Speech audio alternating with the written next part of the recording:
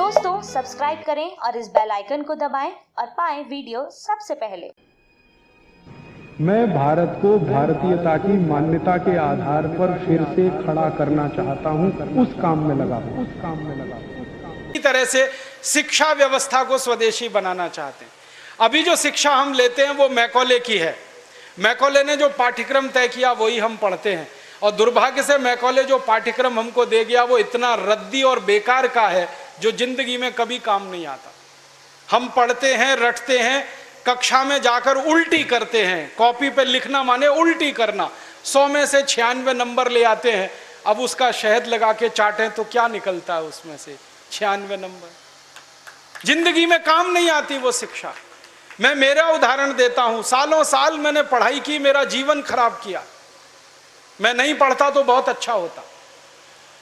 जितने साल मैंने पढ़ाई की, जितना पैसा मेरे माता पिता ने मेरी पढ़ाई पे खर्च किया, जितना पैसा मेरे ट्यूशन पे मेरे माता पिता ने खर्च किया, अगर मैं पढ़ने नहीं जाता वो सब पैसा बचता और मैं उससे कोई धंधा और व्यापार करता तो करोड़पति होता। क्या पढ़ाई हुई है मेरी? मैंने बचपन में पढ़ा x + y whole square is equal to x square plus 2xy plus y square, x minus y whole square is equal to x square minus 2xy plus y square. अब मेरे समझ में नहीं आता कि करूं क्या इसका मैं मेरी जिंदगी में।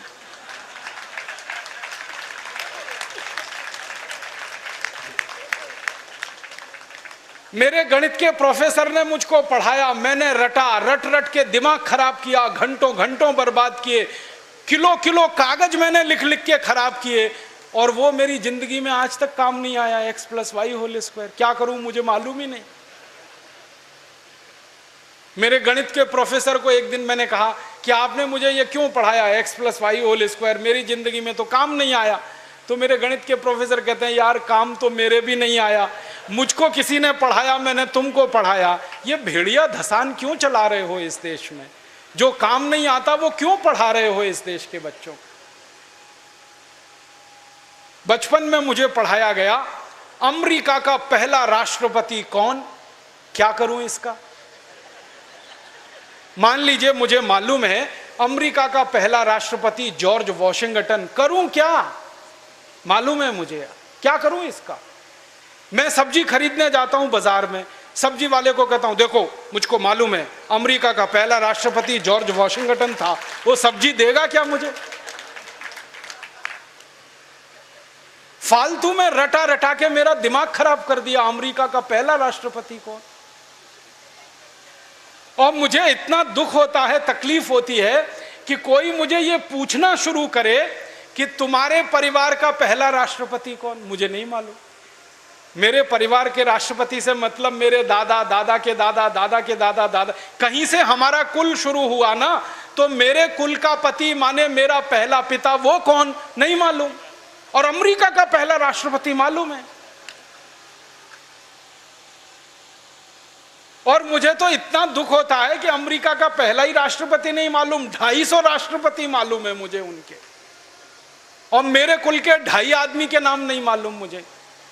मेरे पिताजी का नाम मालूम है, उनके पिताजी का, उसके आगे बढ़ता हूं तो सब ब्लैंक हो जाता है, याद ही नहीं मुझे। क्या करना है ऐसी शिक्षा से? काम की क्या है ये? बचपन में मुझको पढ़ाया कनाडा का क्लाइमेट कैसा, कनाडा का, भारत का नहीं, कनाडा का। कनाडा की जलवायु क्या है, क्या करूं उसका कनाडा की जलवायु का? मैं तो कभी कनाडा जाने वाला नहीं, कनाडा मेरे घर में कभी आने वाला नहीं, उसकी जलवायु पढ़ के करना क्या है? मैं शिवपुरी में रहता हूं, मैं भोपाल में, ग्वालियर में रहता हूं, मुझे शिवपुरी की जलवायु मालूम है तो कुछ काम आने वाली है। कनाडा की जलवायु क्या काम आने वाली है? कभी जिंदगी में मौका मिला कनाडा जाने का, जिसका कोई दूर दूर तक संभावना नहीं है, तब जाके वो बात कभी काम आएगी। उसके लिए रट रट के, पढ़ पढ़ के दिमाग खराब कर दिया घंटों घंटों। ऐसा फालतू इतिहास पढ़ाया। अकबर बड़ा महान था, होगा, मैं क्या करूं? अकबर महान था, ठीक है, मैं क्या करूं उसका? मेरी जिंदगी में उससे क्या फायदा होने वाला है अकबर की महानता से? मतलब मैं कहना यह चाहता हूं कि जो ज्ञान हम ले रहे हैं हमारी शिक्षा में, वो जिंदगी में कभी काम नहीं आता। आप ईमानदारी से अपने बारे में एक दिन ये करना, मेरी बात है इसलिए नहीं, आपने जो जो पढ़ा है अपनी जिंदगी में याद करो, उसमें से कितना आपके काम आया। शायद आप 100 का नंबर निकालेंगे तो 5 भी काम नहीं आया, 5% भी काम नहीं आया। जो काम नहीं आया पढ़ा क्यों, फिर रटा क्यों उसको? और आप ऐसे सोचो, दूसरा उल्टा सोचो कि हमने जितना पढ़ा वो कितना हमें याद है। याद उतना ही रहेगा जो रोज काम आता है, बाकी कचरे को दिमाग निकाल के ऐसे ही फेंक देता है। जो याद ही नहीं रहे और काम नहीं आए उसको पढ़ना और पढ़ाना क्यों? तो मैंने सोचा कि शिक्षा व्यवस्था बदलना बहुत ज़रूरी है। हमारे बच्चों के ऊपर इतना बोझा हो गया है, इस बोझे ने बच्चों को ख़त्म कर दिया। कभी कभी तो मुझे इतना अफसोस होता है, अखबारों में खबर पढ़ता हूँ 12वीं कक्षा का रिजल्ट आया, इतने बच्चों ने आत्महत्या कर ली। क्यों? फेल हो गए। बच्चे थोड़ी फेल हुए हैं, परीक्षा की पद्धति फेल हुई है हमारी, बच्चे फेल नहीं हुए। बच्चों के बारे में तो सारी दुनिया कहती है कि वो तो कच्ची मिट्टी के घड़े के जैसे हैं, जैसा आप शेप दोगे वैसे हो जाएंगे। हमारे बच्चों को हमारे अध्यापक और परीक्षा वाले शेप नहीं दे पाए, इसलिए परीक्षा पद्धति फेल हुई है, बच्चे फेल नहीं हुए। मुझे तो कई बार यह कहने के मन करता है कि बच्चों को फेल करने वाले अध्यापकों को फेल करना चाहिए, क्योंकि उन्होंने पढ़ाया नहीं ठीक से, समझाया नहीं बच्चों को ठीक से। और इस शिक्षा पद्धति में क्या भेड़िया धसान है। 100 में से 90 नंबर लाओ, 99 नंबर लाओ, 98 नंबर लाओ तो आप बहुत होशियार हैं, 33 नंबर लाओ, 30 नंबर लाओ तो आप बिल्कुल बेकार हैं। न्यूटन को तो जिंदगी में कभी भी 30 से ज्यादा नंबर आए नहीं, बेकार है न्यूटन, वो तो सारी दुनिया में पूजा जाता है। कभी फेल, हमेशा ही फेल हुआ, पास ही नहीं हुआ कभी न्यूटन। स्कूल वालों ने निकाल दिया उसको कि हर बार फेल हो जाता है, ये पढ़ने लायक नहीं है। जब स्कूल ने निकाल दिया उसको, तब उसका दिमाग खुल गया और उसने गिरते हुए सेब को देख लिया और उसने गुरुत्वाकर्षण का सिद्धांत दे दिया। जो आदमी स्कूल में फेल हो गया था, अब सारी दुनिया उस पर पीएचडी करती है और उसके गुणगान करती है। माने फेल और पास होने से किसी व्यक्ति के जीवन का कोई लेना देना नहीं। आप आइंस्टाइन की अगर कहानी पढ़ोगे तो आइंस्टाइन तो 9 कक्षा के आगे पढ़ नहीं पाया कभी, निकाल दिया स्कूल ने उसको, क्योंकि वो कुछ और सोचता रहता था। स्कूल ने निकाल दिया और निकालने के बाद सारी दुनिया में E=mc² का जो सिद्धांत दे दिया, सारी दुनिया उसका गुणगान करती है और एक ऐसे आदमी को पूछती है जो स्कूल में 9 क्लास के आगे बढ़ा ही नहीं। मतलब मैं कहना चाहता हूं, 9 पढ़ जाए, 10 पढ़ जाए, 12 पढ़ जाए, 16 पढ़ जाए, इससे कुछ लेना देना नहीं। ज्ञान जो है ना, डिग्रियों से नहीं तौला जाता है। ज्ञान अलग चीज है, डिग्रियां बिल्कुल अलग चीज है। मैं तो इसी देश की कहानी देखता हूं। धीरूभाई अंबानी 9 क्लास फेल हो गया, पेट्रोल पंप पे नौकरी करना शुरू किया और रिलायंस नाम का एक एम्पायर खड़ा कर दिया जो सारी दुनिया में 4.5 लाख करोड़ का है। 9 क्लास फेल आदमी 4.5 लाख करोड़ का एम्पायर खड़ा करके छोड़ गया। इसका माने ज्ञान का डिग्री से कोई संबंध नहीं है। घनश्याम दास बिरला 4 क्लास पढ़े, स्कूल और गांव छोड़कर निकल गए, लोटा लेकर कलकत्ता पहुंच गए और इतना बड़ा खानदान बना दिया, बिरला एम्पायर, जो आज लाखों करोड़ का है। 4 क्लास पास आदमी ने किया। बिरला जी कहा करते थे कि क्लास पास करना कोई महत्व की बात नहीं है जीवन की तुलना में। तो हम जीवन को जीने वाली शिक्षा हमारे विद्यार्थियों को दें, ऐसी शिक्षा व्यवस्था हम बनाएं जिसमें डिग्री का महत्व ना हो, ज्ञान का महत्व हो, परीक्षा का महत्व ना हो, सीखने का महत्व हो, पढ़ाने का महत्व नहीं हो, सिखाने का महत्व हो। अध्यापक भी सीखें, विद्यार्थी भी सीखें, दोनों सीखने की प्रक्रिया में आगे बढ़ें। ऐसी एक शिक्षा व्यवस्था हम बनाना चाहते हैं और ये पूरी शिक्षा व्यवस्था मातृभाषा पर आधारित होगी, ये अंग्रेजी पर आधारित नहीं होगी। अंग्रेज आए तो अंग्रेजी आई, अंग्रेज गए तो अंग्रेजी चली जानी चाहिए थी। क्यों हमने रख लिया इस अंग्रेजी को? अंग्रेजी में पढ़ाते हैं अपने बच्चों को, मार मार के सिखाते हैं, बच्चे बेचारे अक्सर उसमें फेल हो जाते हैं। हिंदुस्तान के बच्चे गणित में पास होते हैं, भौतिकी में पास होते हैं, रसायन में पास होते हैं, अंग्रेजी में फेल हो जाते हैं। होना ही चाहिए उनको अंग्रेजी में फेल, क्योंकि अंग्रेजी विदेशी भाषा है। मुझे आप एक अंग्रेज बताइए और दिखाइए जो हिंदी में पास हो जाए, तो मैं अंग्रेजी में पास होकर दिखा सकता हूं। जब कोई अंग्रेज हिंदी में पास नहीं हो सकता, तो हम भारत के विद्यार्थियों से क्यों अपेक्षा कर रहे हैं कि वो अंग्रेजी में पास हो? और अंग्रेजी भाषा नहीं है पास होने लायक, ये तो भाषा ही रद्दी है। इस भाषा का इतिहास जब मैंने पढ़ा, 5वीं शताब्दी में तो ये भाषा आई, माने मुश्किल से 1500 साल पुरानी है। हमारी भाषा तो करोड़ों साल पुरानी है। संस्कृत, हिंदी, मराठी, तमिल, तेलुगु, कन्नड़, मलयालम, ये तो 1500 साल पुरानी है। और दुनिया की सबसे रद्दी भाषा है अंग्रेजी, जिसकी कोई अपनी व्याकरण नहीं है जो शुद्ध हो और ठीक हो। आपको एक उदाहरण देता हूं। अंग्रेजी में एक शब्द है PUT, पुट। BUT तो PUT पट होना चाहिए। CUT कट, BUT बट तो PUT पट।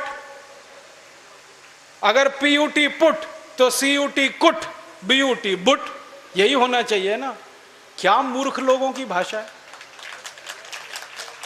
ग्रामर ही नहीं है। और परम मूर्खता की भाषा ये अंग्रेजी। एक शब्द है अंग्रेजी में, उसमें कहते हैं केमिस्ट्री, CHEMISTRY, केमिस्ट्री। तो यहां पे CH जो है ना का हो गया, ठीक है। तो केमिस्ट्री में CH का हो गया, तो चोपड़ा में कोपड़ा होना चाहिए। CHOPARA है ना, उसको चोपड़ा क्यों कहते हैं, कोपड़ा कहो। और CHOPARA को चोपड़ा कह रहे हो तो CHEMISTRY को केमिस्ट्री कहो। फिर एक जगह CH का है, एक जगह CH चा है, कुछ समझ में नहीं आता क्या इनका हिसाब किताब है। मूर्खों की भाषा है ये अंग्रेजी। और इस भाषा की कितनी बड़ी कमजोरी है। अंग्रेजी में एक शब्द है SUN, माने सन, माने सूरज। अब किसी भी अंग्रेज माई के लाल को मेरी चुनौती है कि इसका दूसरा शब्द अंग्रेजी में से निकाल के लाए। SUN का पर्यायवाची है ही नहीं, लाएंगे कहां से? पूरी अंग्रेजी में सन का पर्यायवाची नहीं है, माने दूसरा शब्द नहीं है जो सूर्य को बता सके। अब हम संस्कृत की बात करें, सूर्य एक शब्द है। दिनकर, दिवाकर, रवि, भास्कर, मार्तंड, 84 शब्द हैं हमारे पास संस्कृत में। अंग्रेजी में एक ही है। एक शब्द है अंग्रेजी में मून, एक ही है, चंद्रमा। और हम संस्कृत में 56 शब्द हैं चंद्रमा के लिए। अंग्रेजी का एक शब्द है वाटर, माने पानी, वो अकेला एक ही है। वो नदी का पानी हो या नाले का, कुएं का हो या तालाब का, सब पानी वाटर है। और यहां भारत में हर पानी के लिए अलग शब्द है। बारिश का पानी अलग, समुद्र का पानी अलग, नदी का पानी अलग, तालाब का अलग, सरोवर का अलग, नाले का पानी अलग, कीचड़ का पानी अलग, सब पानी के लिए अलग अलग शब्द है। अंग्रेजी में एक ही है, वाटर। बहुत गरीब भाषा है अंग्रेजी, शब्द ही नहीं है उनके पास। कितने गरीब हैं, चाचा भी अंकल, मामा भी अंकल, मौसा भी अंकल, फूफा भी अंकल, फूफा का फूफा भी अंकल, मौसा का मौसा भी अंकल, कोई शब्द ही नहीं है अंकल के अलावा।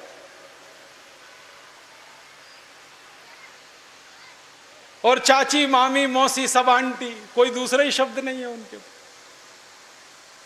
हम तो मूर्ख लोग इस अंग्रेजी में फंस गए। अकल नहीं हमारी तो मारी गई है। हमारे देश में जो अंग्रेजी पढ़ गए ना, अकल उन्हीं की मारी गई है। जो नहीं पढ़े वो बहुत होशियार। पता है, मैं कुछ लोगों के घरों में जाता हूं, मैंने जिंदगी में एक नियम बनाया। वो नियम यह है कि होटल में खाना नहीं खाऊंगा, होटल में ठहरूंगा नहीं। तो झक मार के मुझे घरों में ही ठहराना पड़ता है, खाना खिलाना पड़ता है, क्योंकि मैं खाता नहीं, होटल में ठहरता नहीं। तो हर बार नए नए घरों में जाता हूँ खाना खाने, रहने के लिए। तो अंग्रेजी पढ़े लिखे लोगों के घर में भी जाता हूँ, तो वो कैसे मूर्ख दिखाई देते हैं मुझे उसका उदाहरण बताता हूँ। वो ना तो अंग्रेज है ना तो हिंदुस्तानी है, खिचड़ी है बीच की। और वो खिचड़ी कैसी है, किसी के घर में गया तो पिताजी का नाम घर में राम दयाल, माताजी का नाम गायत्री देवी, बेटे का नाम टिंकू। अब मैं यही पूछता हूं कि रामदयाल और गायत्री देवी का टिंकू कहां से आ गया?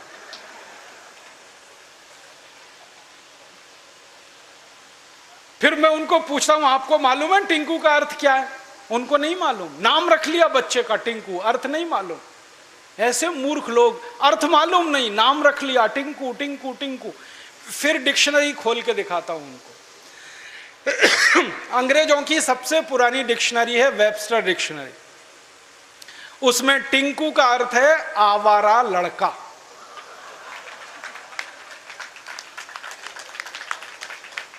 जो लड़का बाप की ना सुने, मां की ना सुने, वो टिंकू है।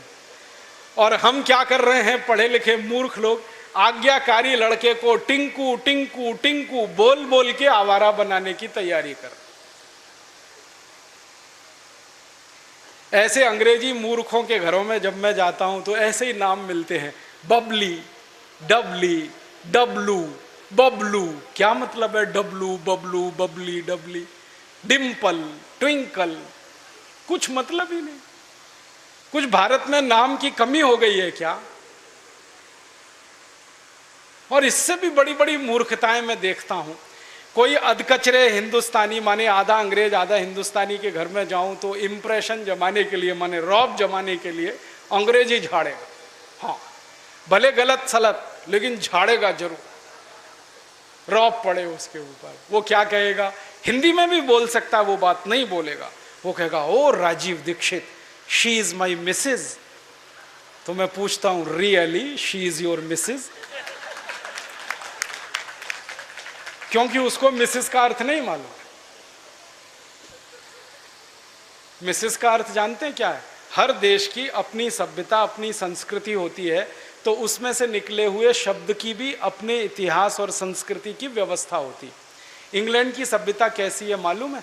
इंग्लैंड की सभ्यता में एक सबसे खराब बात है जो आपको कभी पसंद नहीं आएगी, कि वहां एक स्त्री और एक पुरुष जिंदगी भर साथ कभी भी नहीं रहते,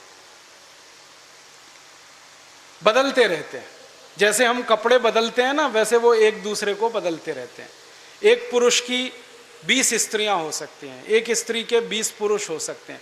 मेरे कई दोस्त हैं इंग्लैंड और यूरोप में जिनकी 40-40 शादियां हुई हैं, 41वीं करने को तैयार है। ये उनके यहां चलता रहता। इसको उनकी भाषा में कहते हैं एक्स्ट्रा मैरिटल अफेयर्स, पर स्त्री गमन पर पुरुष गमन। तो एक पुरुष कई स्त्रियों से संबंध रखता है, एक स्त्री कई पुरुषों से संबंध रखती है। तो पत्नी को छोड़कर जितनी स्त्रियों से संबंध रखने वाले होते हैं, वो सब मिसेज में जाते हैं। माने मिसेज का अर्थ है धर्म पत्नी को छोड़कर कोई भी महिला जिसके साथ आप बिस्तर में रात को सोएं, वो मिसेज होती है, पत्नी को छोड़कर। अब यहां धर्म पत्नी को मिसेज बनाने में लगे हुए हैं। मूर्खों के मूर्ख पता नहीं कहां से पैदा हो। मिस्टर का मतलब उल्टा है, पति को छोड़कर कोई भी पुरुष जिसके साथ आप रात बिताएं वो मिस्टर होता है। यहां पति को मिस्टर बनाने में लगे हो। छोड़िए इन अंग्रेजी शब्दों को, इनमें कुछ दम नहीं। और एक तो सबसे खराब अंग्रेजी शब्द है, पता नहीं लोग बोलते कैसे हैं उसको, मैडम। आप जानते हैं मैडम कौन होता है यूरोप में? अंग्रेजों की संस्कृति में जहां पर परस्त्री गमन होगा वहां वैश्यावृत्ति होने वाली है कि नहीं? परस्त्री गमन, पर पुरुष गमन, वैश्यावृत्ति चरम पर होगी। तो वैश्याएं जो अपने कोठों को चलाती हैं, अपने वैश्यावृत्ति के काम में लगी हुई वैश्याओं की जो प्रमुख वैश्या होती है उसको मैडम कहते हैं।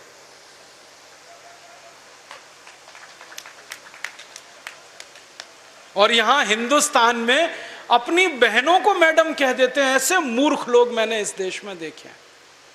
अपनी धर्मपत्नी को मैडम कहने में शर्म नहीं आती, ओ मैडम इधर आओ। और वो धर्मपत्नी को भी शर्म नहीं आती मैडम कहलवाने में, वो भी कहती है मैडम कहो मुझको। जान तो लो कि मैडम होती कौन है, फिर कहलवाओ। अपने भारत में कितने सुंदर सुंदर शब्द हैं।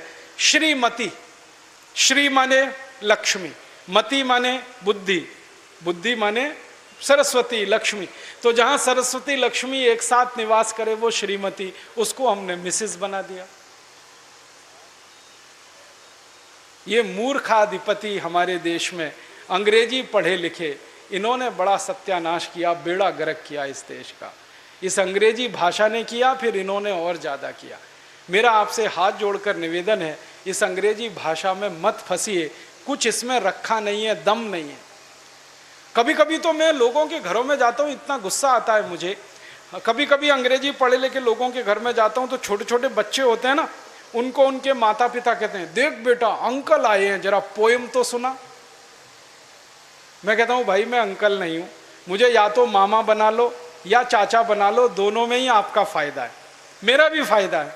मामा बनो तो भी फायदा, चाचा बनो तो भी फायदा, अंकल में तो कुछ रखा नहीं है। फिर उनके माता पिता को कहता हूँ, ये आप इनको पोएम क्यों सुनवाते हैं, कविता सुनवाओ ना। तो उनको पोएम और कविता का अर्थ ही पता नहीं है, पोएम अलग है, कविता अलग है। अब वो बच्चे चालू हो जाते हैं टेप रिकॉर्डर की तरह से और पोएम सुनाते हैं मुझको, rain rain go away come again another day little baby wants to play. अब मैं बच्चे को पूछता हूं, तुमको मालूम है इसका अर्थ क्या है? नहीं मालूम। किसने सिखाया? मम्मा ने सिखाया। मम्मा को पूछा, आपको अर्थ मालूम है रेन रेन गो अवे? नहीं मालूम। किसने बताया? टीचर ने बताया। टीचर को पूछो, उनको भी अर्थ नहीं मालूम। तो रटाया क्यों फिर बच्चे को? अर्थ ही नहीं पता। फिर बच्चों को मैं बताता हूं, देखो इसका अर्थ ये है, बारिश बारिश तुम चली जाओ, मत आओ क्योंकि मुझे खेलना है। माने छोटे बच्चे को खेलना है, इसलिए वो बारिश को कह रहा है, बारिश बारिश तुम चली जाओ, यहां मत आओ क्योंकि मुझे खेलना है। अब ये बच्चे कविता गा रहे हैं, बारिश बारिश तुम चली जाओ, यहां मत आओ, मुझे खेलना है, और ये ईश्वर से प्रार्थना के रूप में कविता है। करोड़ों बच्चों ने ये कविता गाई और ईश्वर ने सुन ली तो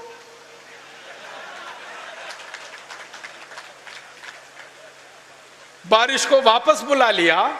तो क्या होने वाला है? बारिश नहीं होगी। बारिश नहीं होगी तो सूखा पड़ेगा। सूखा पड़ेगा तो आप भी भूखे मरेंगे, मैं भी मरूंगा, किसान भी मरेंगे।